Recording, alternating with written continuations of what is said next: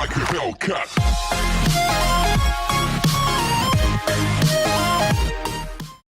Hello and welcome back to the channel where once again it's time for another Sega Master System review. Now, many people know that the Sega Mega Drive or Genesis had a trilogy of Shinobi games. We saw Revenge of Shinobi, Shinobi 3 and the Mega Drive version of Shadow Dancer. But what some people aren't aware of is the fact the Master System had its own trilogy of Shinobi games as well. Now, we looked at the original Shinobi last week. We also have Cyber Shinobi, known as Shinobi Part 2, and also the Master System version of Shadow Dancer, which is the game that we're taking a look at today. It only came out in the Brazilian and European PAL markets, and it came out in January of 1992 over here in the UK.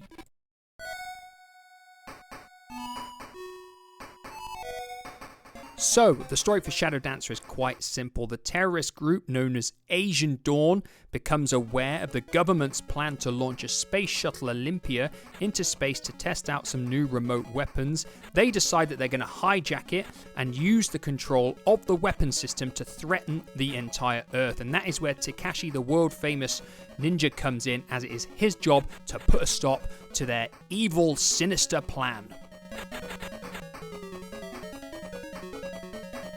So like I always do, I'm going to start with looks first, and Shadow Dancer in this department is a pretty decent looking game. We've got some nice, big, impressive sprites that do bear a fairly good resemblance to the arcade game, definitely much more than the original Shinobi. The bosses in particular are pretty big and impressive on this game. Now, the animations for your character as well are pretty decent. His jump, his crouch, his throwing of the shurikens, the way he moves, it really does look pretty good. The enemies aren't quite as impressive in that regard, but I do feel overall the animations for the game pretty decent. We do get a little bit of background scrolling as well in this game, something the original Shinobi didn't have. Now, the major downside graphically is the amount of sprite flicker that we do get, especially when you're crouching in some of the levels and using your shurikens. You get quite a chunky amount of sprite flicker going on in your character, and it is a bit of a downside, and that comes from the fact that they're using the big impressive looking sprites. You don't get many enemies on the screen as well,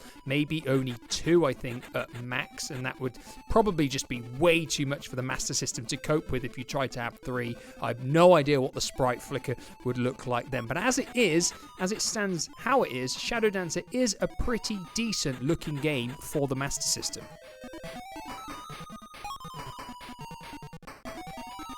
So moving on to sound effects and music next, I'm going to start with the sound effects first, because everything that's here is perfectly adequate. The firing of your shurikens, the sound your dog makes when he attacks, or the sound of when you're casting your ninjutsu magic. But I do feel the game's a little bit lacking because certain actions don't have any sound effects. For example, when an enemy dies, there is no sound effect, or when there's a certain kind of enemy throwing a dynamite stick at you and it explodes, it doesn't make any noise. So in the sound effects department, I just feel it's a little bit lacking. Now, moving on to the music, and Shadow Dancer's got a reasonable amount of music, definitely more than the original Shinobi, and they're quite varied because you get a different musical track for each of the standard stages, which is good. The downside is I don't feel it's of the same quality as a lot of the other Master System games we've looked at. It's by no means terrible, and some of the tracks are reasonably good, but others don't quite cut the mustard for me. They're not quite good enough, and as well as that, they do get repetitive. I just feel, in comparison to the original Shinobi, where there wasn't much music, but I could listen to it all day, this game doesn't quite have that same quality, and some of the tracks do start to grate on you after hearing them over and over again. But what I'm going to do is what I always do, is play you a few tracks so you can have a listen yourselves.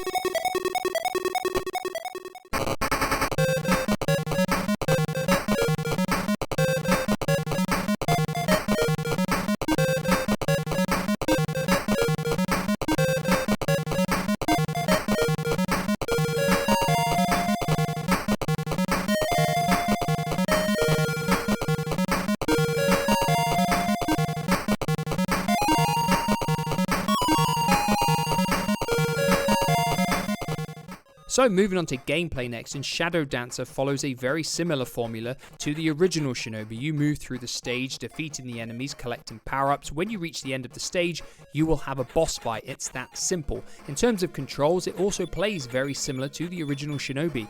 You move with the D-pad, you fire your shurikens with button 1, and you jump with button 2. If you hold down and press button 1, you will fire your shurikens whilst crouched. If you hold up and press button 1, you will do your ninjutsu magic. Now, you can also hold down, and if the dog symbol replaces the ninjutsu magic, it means your dog is eligible to attack the closest enemy to you. So you keep holding down, and then you press button 1, and your dog will jump onto the screen and kill the enemy closest to you. One thing I do need to point out though is that you cannot use your ninjutsu or dog attacks on any of the boss encounters.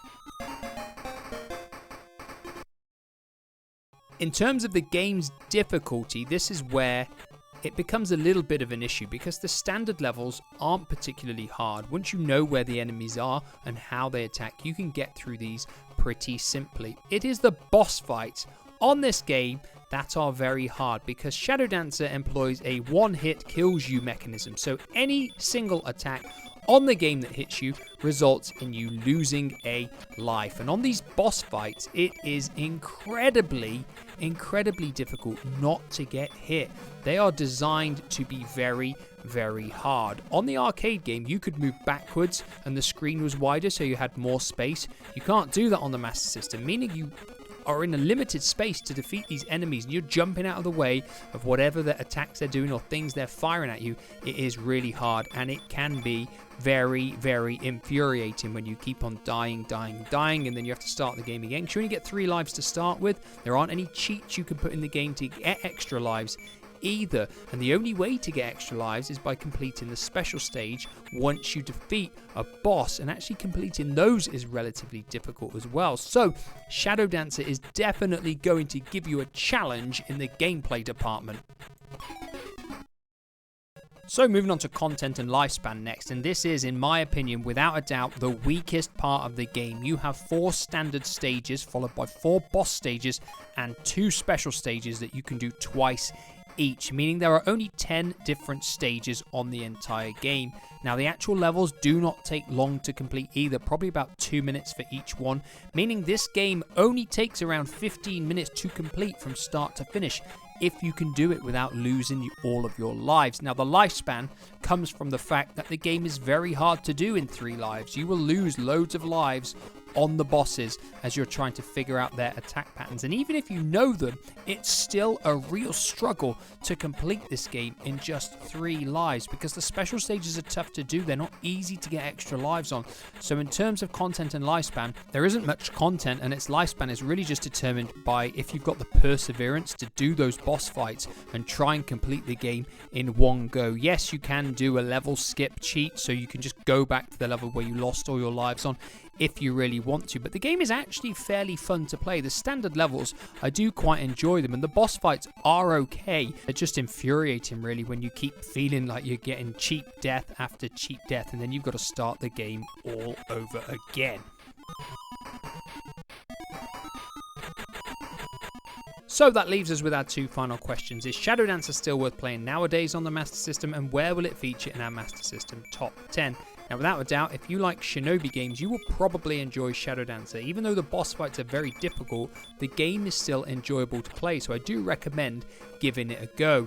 In terms of where does it come in our Master System top 10, this was a really easy decision as well, because in my eyes, Shadow Dancer is better than half the games down the bottom of the list: My Hero, Street Fighter 2, Streets of Rage 2, Double Dragon, and I think it's better than Transbot overall as well, but I don't think it's better than any of the games above it, which means Shadow Dancer is coming into our Master System top 10 at number 6. Now, like always, I always say this, these are my thoughts and my thoughts alone, and I'm always interested in hearing other people's thoughts. Did anybody out there get this on the Master System when it originally came out in January of 1992? Let me know with a comment down below. Now, there were lots of other versions of this game as well. Obviously, the Mega Drive got a completely different version. The 8-bit computers, the Amstrad, the Commodore, and the Spectrum, which were pretty aged by the time this game came out. Of course, it came out on the Amiga and the Atari ST as well. So if you had any of those versions, let me know with a comment down below too. That is all for this week. Thank you for watching, and like always, I will be back in the near future with another review. Goodbye for now.